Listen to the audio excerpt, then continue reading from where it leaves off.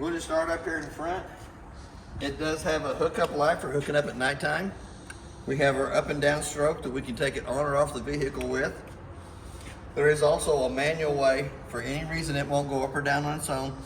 It has a 3/4 inch handle in the front compartment. It goes right through the rubber seal at the top. And we'll manually crank that jack up or down either way you need to go with it. It has two 20-pound propane cylinders that are full, except for what we use to service the trailer. The auto changeover regulator is pointed towards this tank over here. This tank's open. It's going to show you green inside the eye until this tank becomes empty. Once it becomes empty, it's going to turn red inside the eye, indicating that the bottle it's pointed to is empty. If you have the other cylinder already open, it's still going to show you red that the one it's pointed to is empty, but it'll automatically pick up from this one over here so you don't lose your gas service in the middle of the night. It has one 12-volt battery on it that's new, and right in behind the battery there is a battery disconnect vault. And the battery disconnect is in the on position right now. We can flip it down, show you when it goes off. It says off in the little V, on in the little V at the top. It has two holes in the bottom of the gas bottle cover, little bungee cord around the tongue, goes underneath the metal rack that holds it in place. But it also has the two little round tabs up on top that you can loosen up so you don't have to take the gas bottle cover off every time you want to get into the cylinders to open them or close them. As we start down this side over here, your first off-door compartment is for your generator, and it can be started from the outside and the inside. We'll show you how it starts on the inside. We'll have to unplug the 110 line, make sure it's unplugged before we start it up. Does have the gas, the exhaust tailpipe coming out the front off-door side, but right behind that we have our stabilizer jacks. It has a manual crank handle that will manually operate them jacks up or down. For any reason they won't work off the button, but it does hook on the off-door side of the jack itself. It's a little slotted T-handle. So we're going to come back to the termination valves. It's got two sets of those.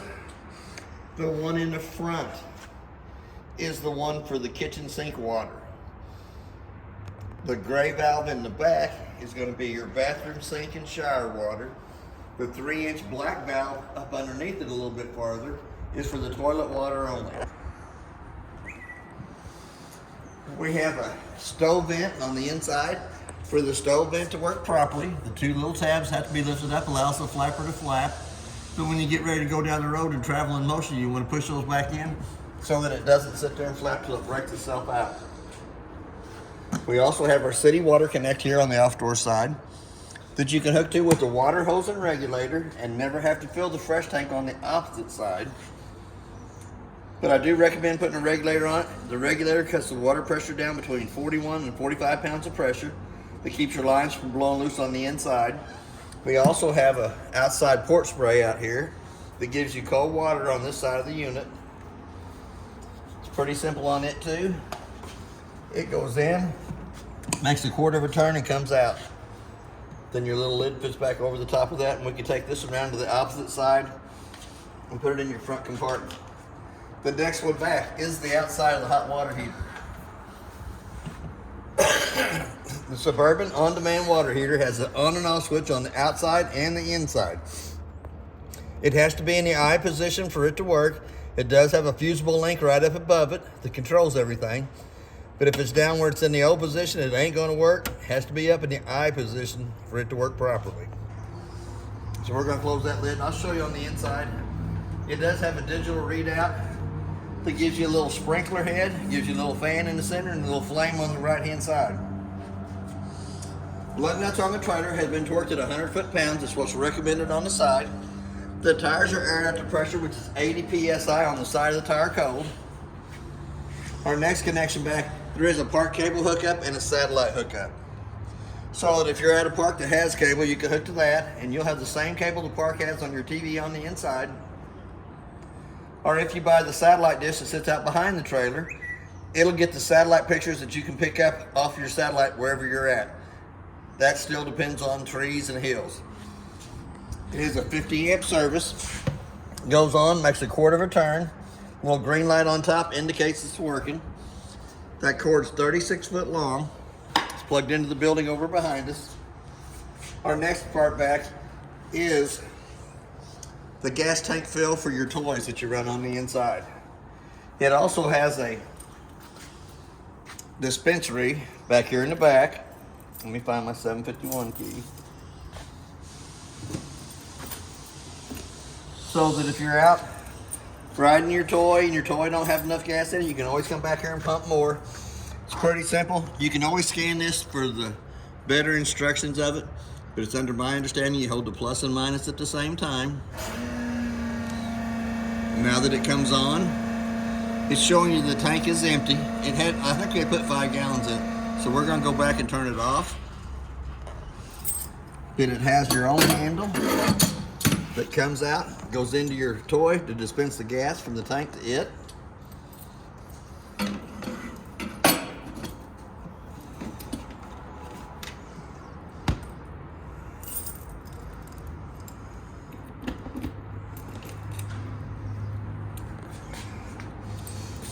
And as soon as about 10 minutes time, that little green light's gonna go off. It'll go off on its own because it is in the off position for sleep. Here again, we have the other connection in the back for the back stabilizer jacks to manually crank them up or down for any reason we wanted to go with that. And before I go too far away from it, it does have a vent up on the top between the window and the slide room. It has one on the door side too. I'll show you how they open on the inside when we get to the inside of the unit. And those jacks are for stabilizing only, not for lifting and leveling your unit. Not for leveling, lifting, nothing like that, just for stabilizing. So here again, we're gonna come back to the back. We're gonna lift the handle up, let it slide all the way over out of the way.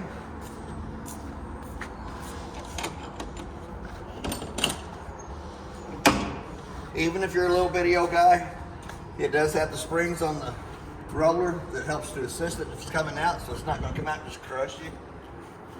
Here again, we're gonna let it down.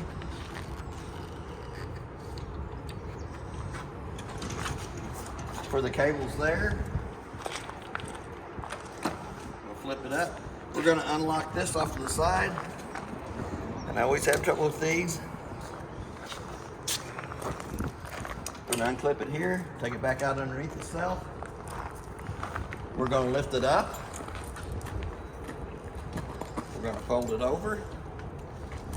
Then we're going to bring it right back around here. It does have a locking mechanism on it. It has to go right in here like that. Clips it over, locks it into place. Both of those set up the same way.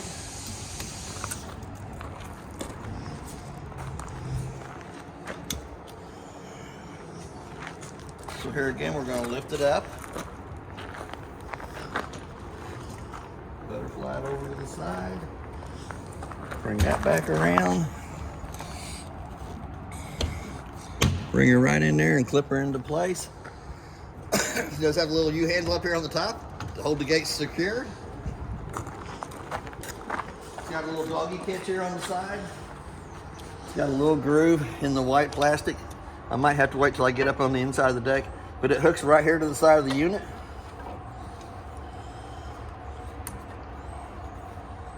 And it just keeps the little critters from getting out through the side here. I'm gonna go ahead and leave that down until we get to the inside so we can do the folding doors on the inside too. But it gives you a little place for the kids to play, critters to play out there if they want to. It does have an electric switch on this side over here for running them stabilizer jacks up and down. We'll bring them back up off the floor. So we're gonna go hit the extend button till they come down, hit the ground, and go just a little bit past that. This is your other vent. I'll have to show you from the inside. But for any reason, you have to get the spare tire down. It'll go right through this hole here. Same 3/4 inch handle that does the slide room and the front tongue jack will go right through there, hooks onto that, and manually cranks that tire down. Hopefully you never have to change the tire, but you never know. We do have the 2 outside speaker lights that are blue. I'll show you more about the speakers when we get to the inside. I think I did leave the stereo on. Your freshwater tank fills through this connection here. And if we get down here and look underneath the trailer, it has a 2-inch white valve on the opposite side in front of the axle on that side over there. That is your freshwater drain. That's where you'll drain your freshwater tank from. Fills on this side, drains on that side. The next connection up is the outside of the furnace. It's going to suck cold air in the top, hot air out the bottom. Just stayed on it. It's not got flame coming out of it, but it will singe the hair on your arms if you're standing in front of it when it lights. While you're dumping your holding tanks on the opposite side, you can also hook onto this with a water hose and regulator. It is a black tank flush. Helps clean more of the debris out of the black tank only. Got a little aerator on the inside that spins around. Cleans more of the toilet paper and debris out of the inside of the black tank only. There is a 110 outlet out here. And there is also a cable hookup or antenna hookup. So if you wanted to come out and put your TV under here on the table, pull the canopy out and watch the ball game, you can do it on this side over here. We also have our 2 low water drain points next. The red side is the hot side of the water system. The blue is the cold side of the water system.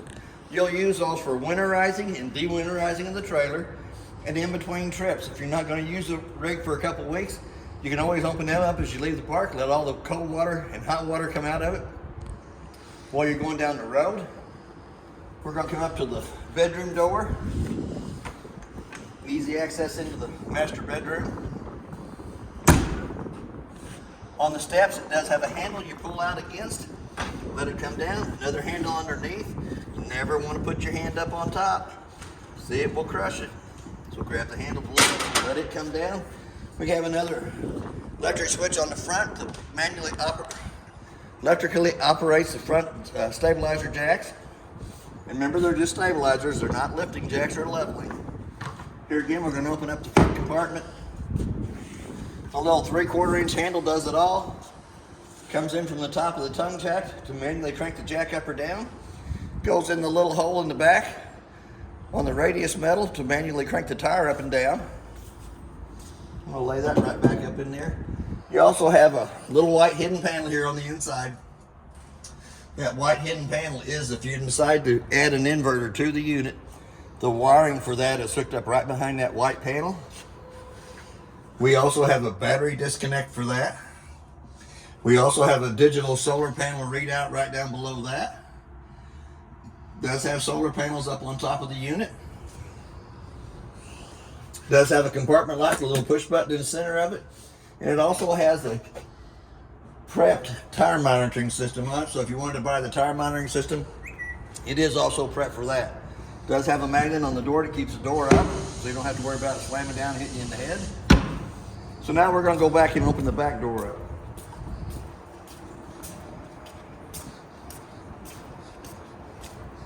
We're going to open the door fully extended. It does have a catch on the back door that you can lift up, lock into place. We're going to come back to that handle again. We're going to pull it out. Grab a hold of the handle on the bottom of the step. Pull it out. Don't get your hand pinched in it. Now we're going to go to the inside. It does have a working fire extinguisher on the left-hand side as we come in. It has 2 vents. One right here on the top. You squeeze the handle. You can open it up to let air come in this side. Come down to the bottom. Open this one up.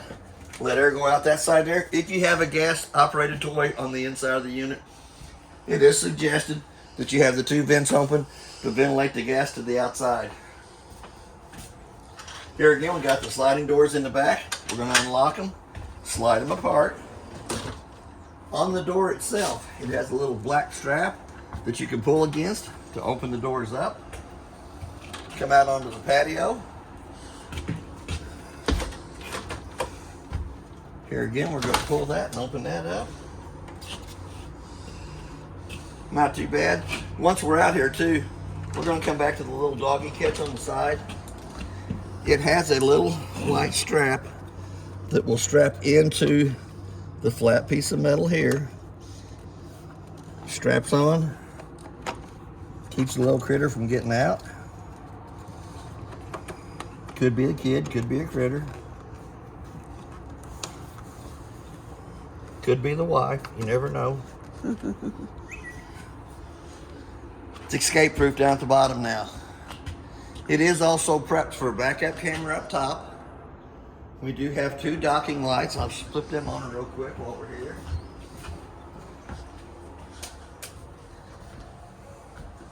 They are your auxiliary lights.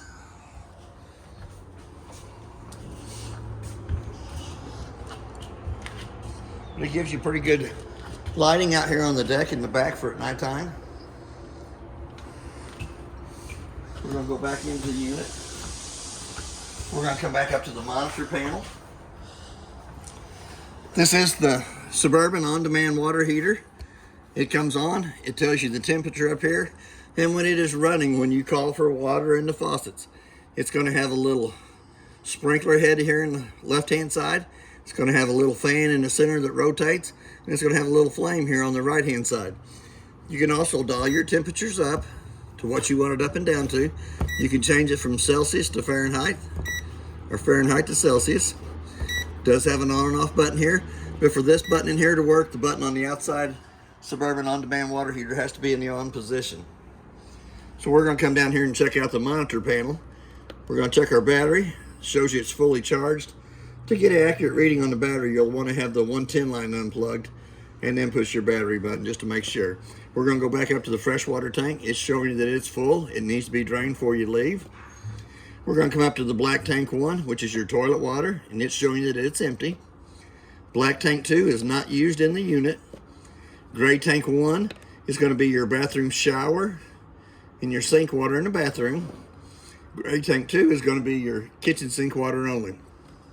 And as you see, they show empty because we fill the tanks, let them sit overnight, and then we drain them the next day. The first blue button on the top row turns your water pump on between the freshwater tank and the faucets. Your second one is for the gas hot water heater, which it don't have on here because it has an on-demand. Doesn't have the cabin lights over here to the side. Auxiliary light is your lights here in the back. So we're going to step right down below that. It says cap lights on it. It is your LED lights on the cap. Then we have our porch light on the outside of the unit. We also have a set of awning lights underneath the awning. So we're going to come down. We're going to extend that awning out so we can take a look at it.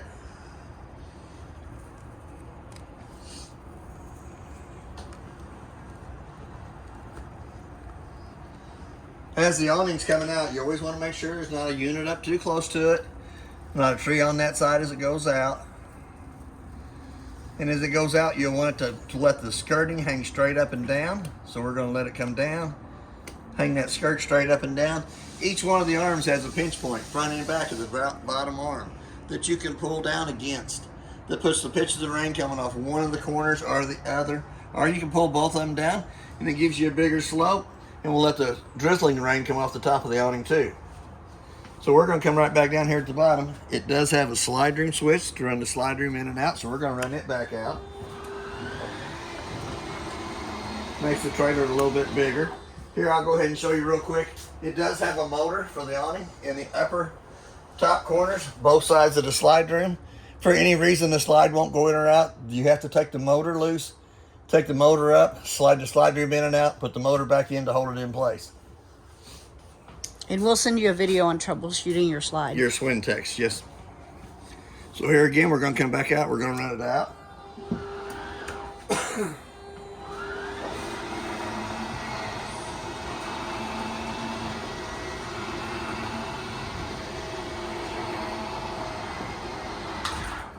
That's basically it on your monitor panel down here at the bottom.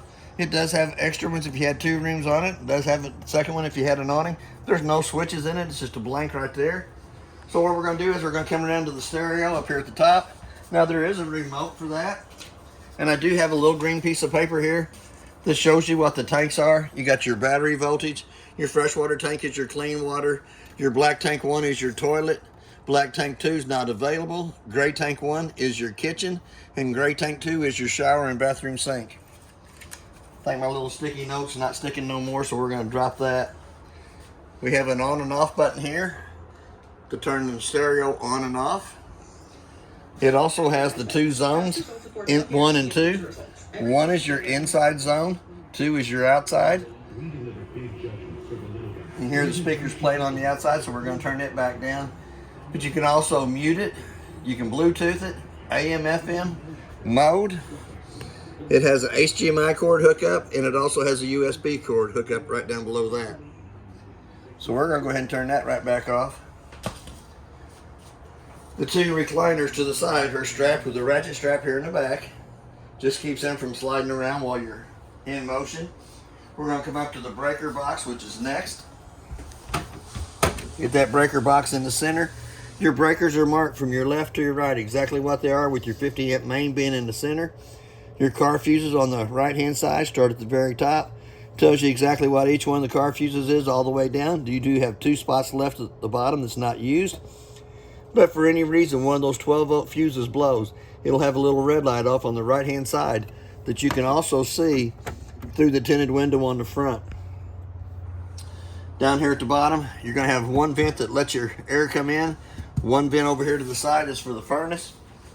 We'll notice that all the 110 outlets, not all of them are marked SOL, but if you have a inverter installed into the unit, the 110 outlets that's marked SOL will work off the inverter. Even though you're not plugged into electric, we'll take the battery juice from the 2 batteries and make 110 for them outlets. Right down below that, there is an LP carbon monoxide detector. For if it would smell gas in the unit, it's going to give you 1 continuous beep and won't quit. If it smells carbon monoxide, it's going to give you 2 and it won't quit. But we're going to open up the icebox, and it does have a digital readout up here at the top. You can also change your temperatures up and down.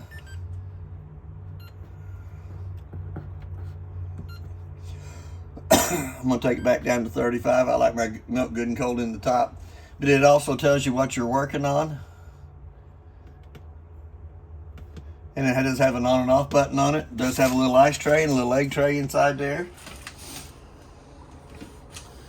It does have a travel strap that comes across. Locks it in place while you're in travel. It does have a pretty good sized freezer section down at the bottom. The vent right down below it is the inside hot air return on the furnace. So we're going to go over. Let's not go into the bathroom just yet. Let's come down this side over here. It does have a foldable couch that folds out in the slide room itself, but it has to be in the up position when the slide room is moved in or out. Here again, we got a little light above the sink, little stove top, or sink top on it. We have hot water on the left hand side, cold water on the right hand side. Does not have water coming out till you pull back on it. Does have a stopper for the kitchen sink.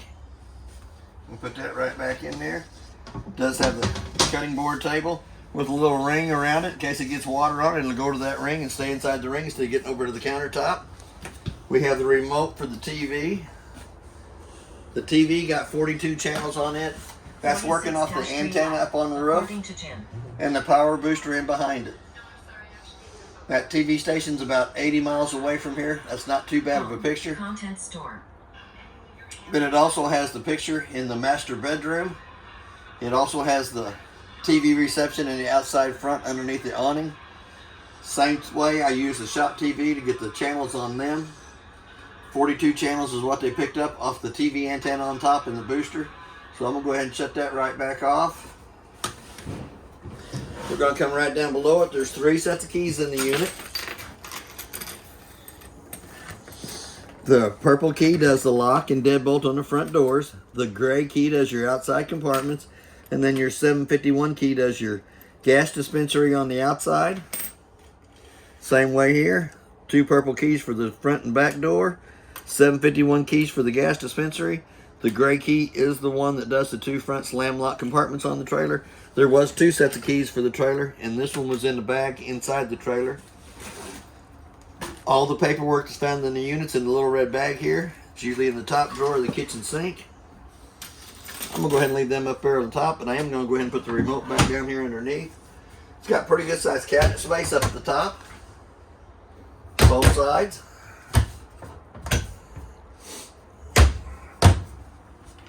Pretty good sized cabinet space down below. We're going to come over to the microwave. We're going to go up to the top on it. We're gonna hit the clock button. Let's say it's 2:30. So we're gonna hit reset. 0230. Hit that clock button again till the 2 center eyes is flashing. The only reason I set the time on the microwave is if I leave the trailer and come back to it, if it doesn't have the right time, I can tell that it's lost 110 power coming to it while I've been gone or away from the trailer. Usually here it's because one of the other guys comes by, unplugs the plug, realizes what they did, plugs mine back in, so it does give me a false reading on that. Then I always go to the icebox and checks the icebox next. Does have a light for the stovetop. Does have a fan. For that fan to work properly, the 2 tabs on the outside range should vent have to be opened up, allows that flapper to flap back and forth. So I'm gonna go ahead and turn that right back off. This should have been laying down as we come in. Does have a glass stove top. It's not a heated induction top. It tells you have to move the cover out of the way fully before you use the burners up on top. So we're gonna burn it up to the top of there. We're gonna turn the valves over to where it says highlight, light with the Stryker on the left hand side.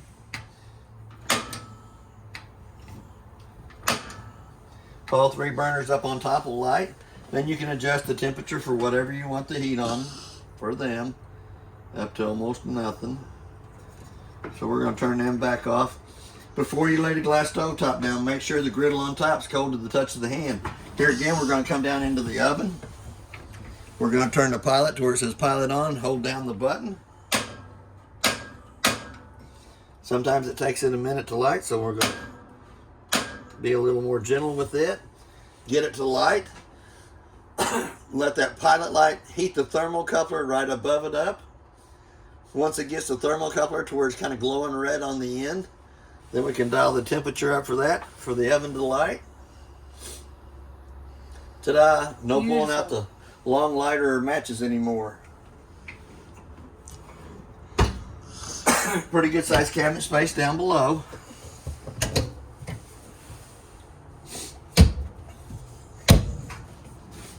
Pretty good sized cabinet space off to the side, top and bottom.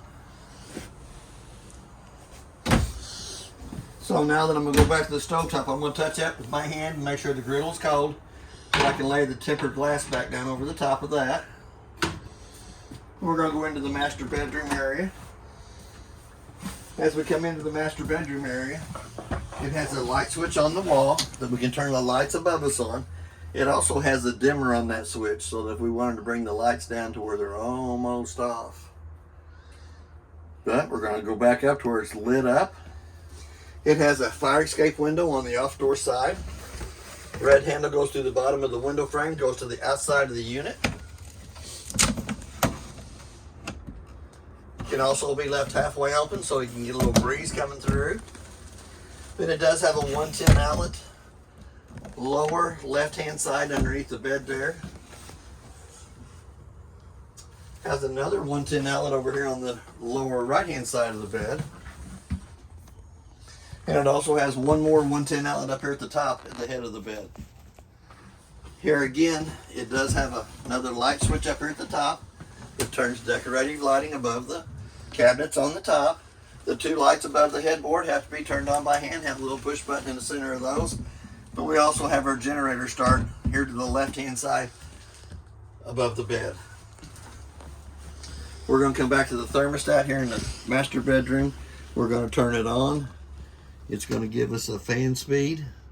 It's auto, high, and low.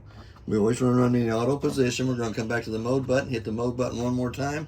We're going to dial the temperature down. A little snowflake in the lower right hand corner. But that operates the air conditioner in the master bedroom. It also has a quick cool down right here on the top of it. Let all the cold air come into the master bedroom. Or you can shut the vent off and it goes back to the ground vents in the ceiling. Here's the compressor kicking in. We also have access into the bathroom from the master bedroom.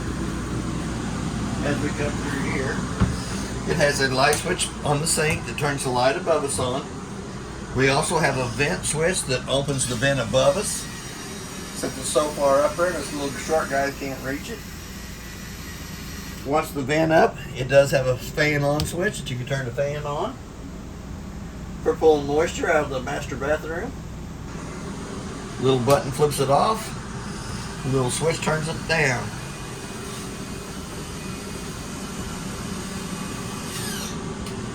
We also have our GFCI outlet in the bathroom.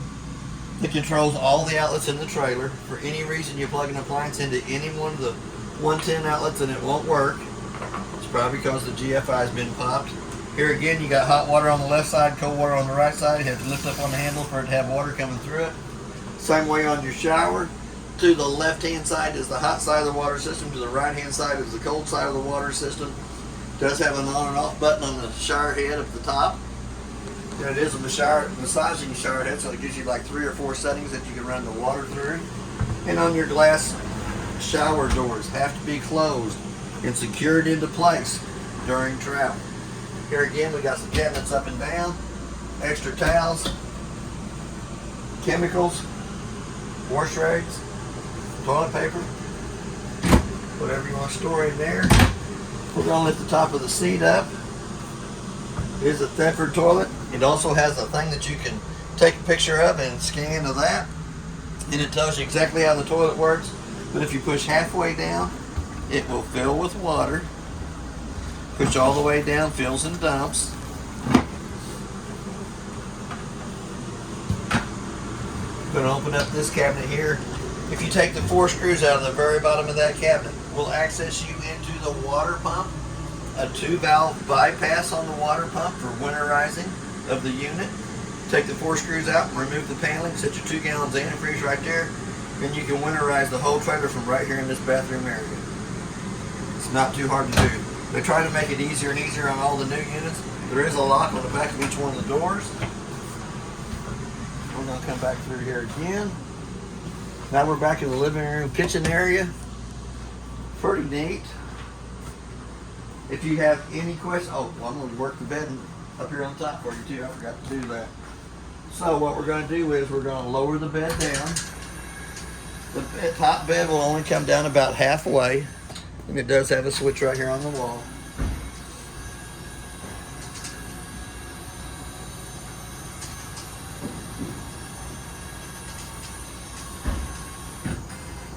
Here again, the chairs down below, it's going to keep coming down. Now on that top bar, there is 2 metal tables up underneath the mattress that you can use on the benches down here at the bottom. We're going to go ahead and lower them the rest of the way down.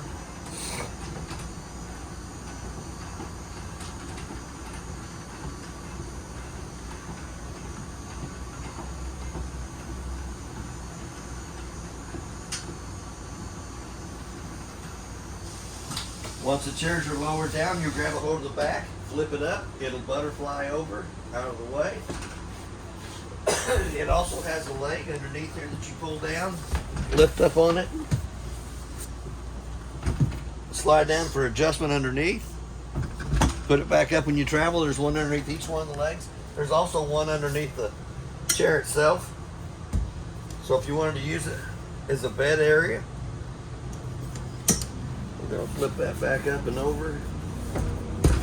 Sit it on the side, bring the metal tables down, stick them in between to use for eating. We're going to bring these back over.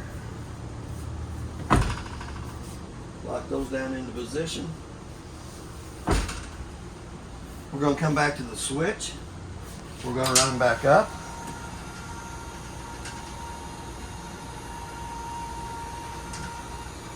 I should show you up in the ceiling though.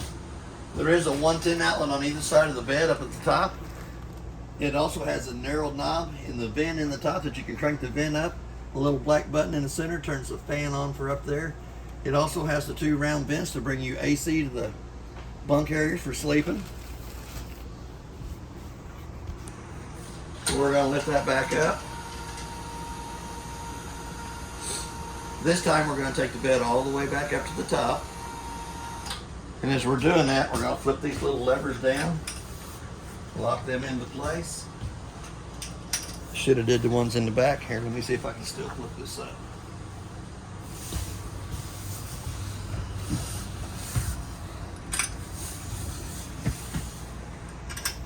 Little lever on top of the benches. We'll take the bed all the way to the top and lock it into place so you can bring the benches back down and gives you more headroom too. See if we can take that all the way back up.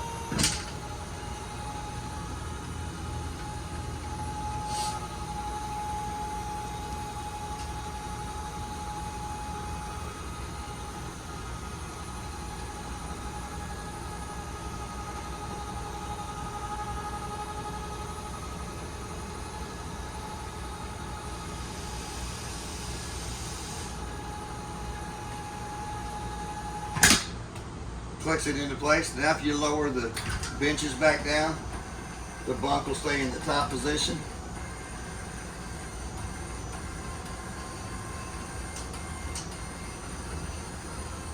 Brings it back down, gives you more headroom.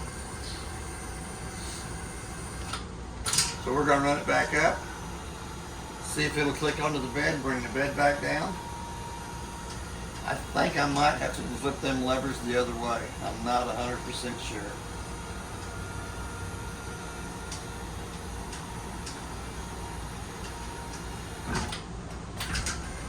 Yep, I'm going to have to drop them levers down just the opposite way they are.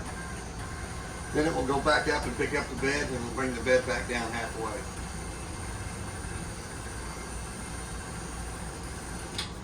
Here again, we're going to come back to the little brass lever up top. We're going to flip it in. We're going to lift up the headboard here, come to the back arm, do the same thing.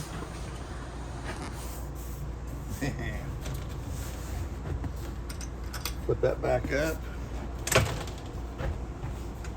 Flip that back up.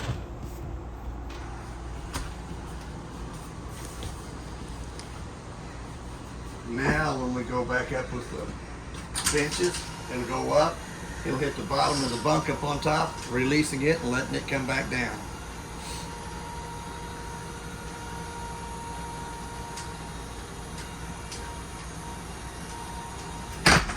There we go. Now when we release it, it should bring the bed down halfway.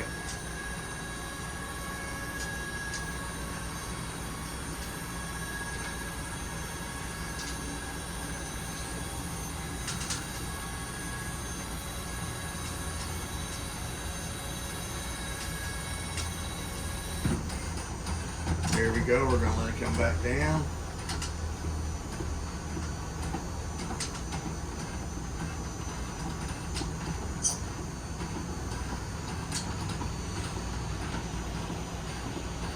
So that's basically everything on your unit.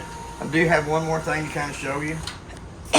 I'm going to fold this one up, bring it over here. There is a locking pin down here at the bottom that you can take loose. Pull the pin out. Same way on the back arm back here.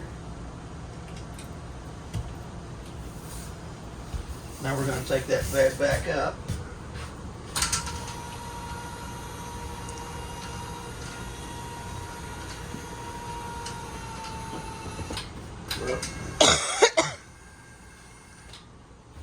Here again, once you pull against the mattress and bring it out.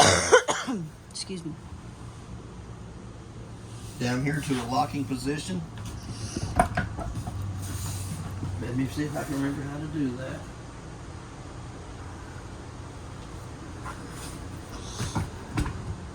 There it goes. Do we have to flip that guy? Oop. Better do both of them. Trying to get ahead of myself. Little locking pin here in the back. The top will fold over again. I'm gonna lay the pins right there. We're gonna pull against it.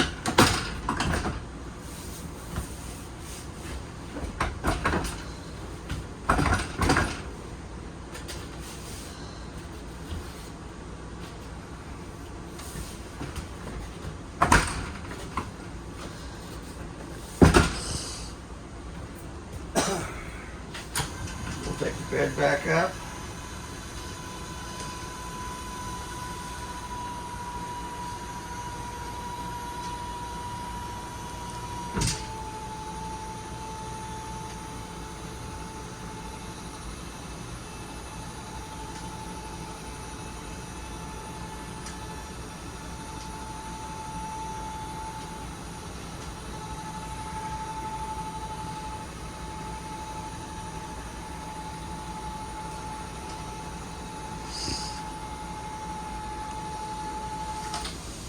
Gives you more room on the sides.